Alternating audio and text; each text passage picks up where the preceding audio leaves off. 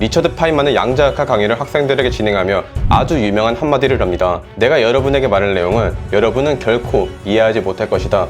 왜냐하면 나 자신도 이해하지 못하기 때문이다. 그러니까 여러분도 자연 자체가 터무니없는 존재라는 것을 받아들이는 것이 좋을 것이다.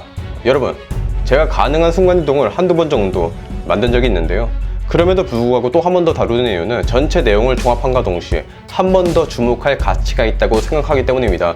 만약에 순간이동이 정말 가능하다면 미시적인 세계에서는 그야말로 대박이 날 것이며, 거시적인 세계에서는 교통의 혁명과 함께 윤리적인 문제도 대두될 뜨거운 화두니까요. 그리고 이를 이해하기 위해서는 먼저 양자 얽힘이라는 현상을 알아야 합니다. 예를 들어 양자적으로 얽힌 두 입자가 있습니다. 한 입자의 정보를 바꾸는 동시에 그 즉시 시간과 공간을 초월하여 나머지 입자에 그 정보가 전달이 됩니다. 저는 올해 1월 양자 얽힘이라는 현상에 대한 영상을 만든 적이 있습니다. 오른쪽 상단의 카드에서 확인해 주시고요. 그리고 2020년 현재 과학자들은 2개의 얽힌 입자가 아니라 3개까지 얽히게 만들 수 있습니다. 얽히는 입자가 많다는 건 그만큼 정보를 더 많이 전달할 수 있다는 가능성을 시사합니다. 이에 대한 것도 제가 이제 올해 3월에 소개해드렸으니까 참고해 주시고요. 여러분이 기억해 주셔야 될 것은 양자적으로 얽힌다는 건 정보를 그 즉시 지연 없이 보내버릴 수 있다는 사실입니다. 세상의 모든 것은 빛보다는 느립니다. 그리고 모든 정보는 딜레이가 존재합니다. 번개가 쳤습니다.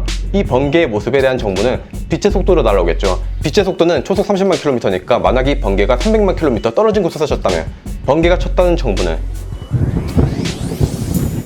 10초 뒤에 전달됩니다. 번개의 소리에 대한 정보는 그보다도 훨씬 더 늦게 전달되겠죠. 왜냐면 소리의 속도는 초속 300m 정도니까. 그런데 양자 얽힘은 하나의 입자의 속성이 바뀌는 그 즉시 다른 입자의 정보도 바뀝니다. 그러나 우리는 그 결과를 알기 위해서 내가 가진 입자가 바뀌었어 하고 멀리 떨어진 사람한테 내 입자의 속성이 바뀌었다는 정보를 빛을 통해 전달해 줘야 합니다. 내가 가진 입자의 정보가 빛을 통해 날아가서 멀리 떨어진 사람에게 도착하기까지 내가 가진 입자의 속성이 바뀌었다는 걸 알 수 없기 때문에 빛보다 더 빨리 정보를 전달할 수는 없습니다. 그러나 즉각적으로 이런 정보들이 전달이 된다는 사실은 아주 놀랍죠. 그러면 왜? 대체 왜 이런 현상들이 발생하는 걸까요? 몰라요. 아무도 모릅니다. 아인슈타인은 한마디로 말했습니다. 먼 거리에서 일어나는 유령 같은 작용이라고요.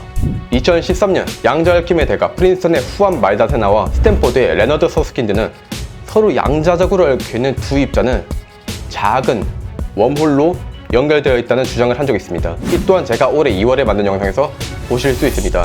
지금까지 언급했던 모든 영상들은 전부 고정 댓글에 표시해 둘 테니까 한번 참고해 주시고요.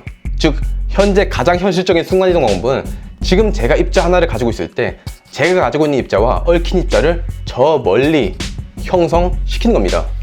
도쿄대의 후루카와 아키라 교수의 연구팀은 순간이동의 대가인데요. 양자 순간이동을 세계 최초로 성공시켰습니다.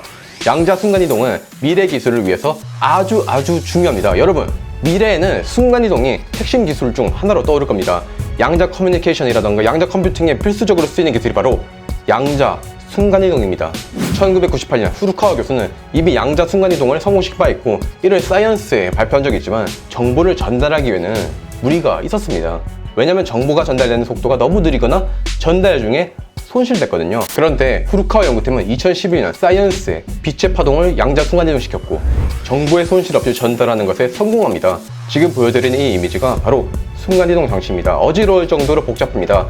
입자를 순간이동시키는데 이 정도의 장치가 필요합니다. 또한 2013년 후루카와 연구팀은 양자 컴퓨터에 사용되는 양자 비트라는 걸 전송하는 데 성공했습니다. 현재 컴퓨터는 0과 1을 표현할 수 있는 비트로 구성되지만 양자 컴퓨터는 0일 수도 있고 동시에 1일 수도 있는 양자 비트를 통해 구성됩니다. 그리고 이런 기술들이 지금보다 더 효율적이고 낮은 가격대에 또 손쉽게 소형화가 가능하다면 현재 슈퍼컴퓨터가 1만 년이 걸릴 일을 미래의 가정용 컴퓨터는 수초 만에 풀어버릴 겁니다. 컴퓨터의 처리 능력은 기하급수적으로 증가해버릴 겁니다. 체감이 될 수 있게 조금 논리적인 오류를 범해서 비유하자면 우리가 가상세계에 들어가서 직접 무기를 들고 막 싸우는 게임을 하기 위해서는 현재 컴퓨터의 처리 속도가 너무너무 느립니다. 그러나 양자 컴퓨터의 세계에서는 처리 속도가 충분해요.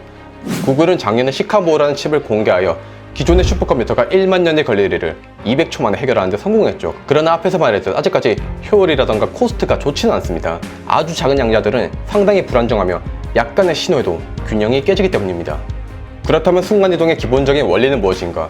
제가 입자 A를 전송하고 싶습니다. 하지만 양자역학의 기본 원리에 의해 제가 입자 A의 정보를 보려고 하는 그 순간 입자 A는 자신의 정보를 감춰버릴 겁니다. 그러면 어떻게 입자 A를 보내버릴 수 있을까요? 입자 A가 무슨 정보를 가지고 있는지도 모르는데요. 여기서 저는 입자 B를 가지고 있고 여러분은 입자 C를 가지고 있다고 합시다. 그리고 입자 B와 C는 서로 얽혀 있어. 둘 중 하나의 정보가 바뀌면 나머지 입자 하나의 정보도 바뀝니다. 그런데 여기서 내가 보내려고 하는 입자 A와 내가 가지고 있는 입자 B의 관계를 한번 알아봅니다. 이걸 보는 그 순간 입자들은 교란되지만 제가 가지고 있는 입자 B는 여러분이 가지고 있는 입자 C와 얽혀 있다고 했죠. 따라서 A와 B의 관계를 확인함으로써 A와 C의 관계도 알 수 있게 됩니다. 상당히 복잡하죠.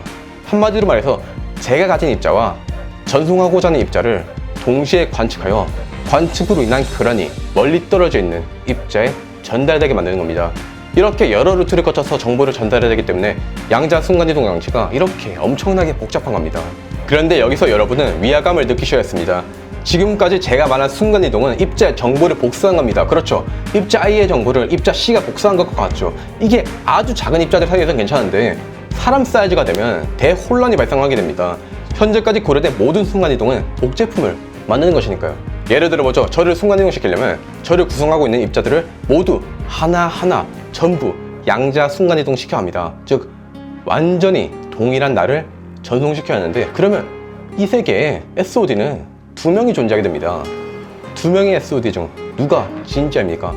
제가 가지고 있는 모든 생각, 행동, 습관 모두 저를 구성하고 있는 입자들에 의해서 이루어집니다. 사랑조차도 호르몬이며 호르몬도 입자들의 움직임에 의해서 발생합니다. 우리는 아주 정교한 설계도로 만들어졌을 뿐입니다. 만약에 영혼이란 게 없다면 복제된 SOD와 원본 SOD 두 명 다 자유의지를 가지고 있을 겁니다. 그런데 인간의 몸을 구성하고 있는 약 10의 27제곱개 입자들을 순간이동 시키려면 얼마나 장치가 거대하고 복잡해지겠습니까? 다행히도 아직까지는 10의 27제곱개 입자들을 순간이동 시키는 방법은 개발되지 않았습니다. 그러나 모종의 트릭이라던가 기발한 방법을 통해서 연구진이 현재 사용하고 있는 복잡한 기기장치들이 아니라 비교적 간단하게 전송하는 아이디어가 개발이 된다면 지금까지 제가 말한 것들은 모두 현실이 될 겁니다. 여러분, 인간을 3D 프린터로 복제해버리는 세상 궁금하십니까? 아니면 두려우십니까? 1997년 안톤 자일린거가 이끄는 연구팀과 1998년 후르카와 교수가 이끄는 연구팀이 최초로 순간이동을 성공시켰고 지금도 연구가 이루어지고 있어요. 물론 빠른 시일 내에 이루어지지는 않을 겁니다. 경제적으로 비합리적일 수도 있어요. 그냥 비행기 타고 날아가는 게 나을 수도 있어요. 그러나 항상 합리적인 게 옳은 것은 아닙니다. 물론 누군가는 비합리적인 사고방식이 전혀 경제적이지 못하고 멍청하다고, 또한 과학이 합리적인 이야기를 해주지 못하고 마치 뜬구름 잡는 순간이동 같은 얘기는 하고 있다고, 종교랑 똑같다고 하시는 분도 있겠죠. 실제로 있었고요. 몇백 년 뒤 혹은 불가능할지도 모르는 비합리적인 이야기, 만화 같은 이야기를 헛소리하며 제가 이제 과장하고 있다고 비판하시는 분들도 분명히 있을 거예요. 사실 그래서 과학하는 분들이 돈을 많이 못 버는 걸지도 몰라요. 의외로 우수한 과학 성과를 내는 분들 중에서는 고집이 드세고 비합리적이신 분들이 좀 있거든요. 또 지 잘난 맛에 사는 이상한 사람들도 좀 있습니다. 파인만이라던가 튜링도 그랬고요. 그런데 그거 아십니까? 비합리적이라고 무시받던 사람들의 비합리적인 아이디어가 결국은 세상을 바꿨습니다. 사람들은 비합리적이라고 하지만 합리적이었던 사건은, 예를 들어서 과학자는 아니지만 우리나라에서도 과거 조선시대에 조정이 왜군들을 치라고 막 이순신을 압박했지만 이순신은 무시했고, 당시 조정에서는 왜군을 당장 치는 게 합리적인 것이라고 판단했어요. 조정에게 있어 당시 이순신 장군은 비합리적인 멍청한 인간이었겠죠. 당장 근현대에 와서도 제가 맨날 언급하는 안슈타인이 아니라 아인슈타인, 말년에 양말이나 거꾸로 신고 다니는 뒷방 늙은이 취급받았어요. 모든 힘의 통일 같은 이상한 건 한다고. 근데 지금은 그게 물리학의 수건이 됐죠. 현재 성공을 거둔 많은 사람들이 비합리적인 멍청이 취급을 받곤 했어요. 아일랜드 작가인 조지 버나드 쇼는 말했죠. 합리적인 사람은 세상에 자신을 맞춘다. 그러나 비합리적인 사람은 세상에 자신을 맞추지 않는다. 그러므로 모든 진보는 비합리적인 사람에 의해 이루어진다.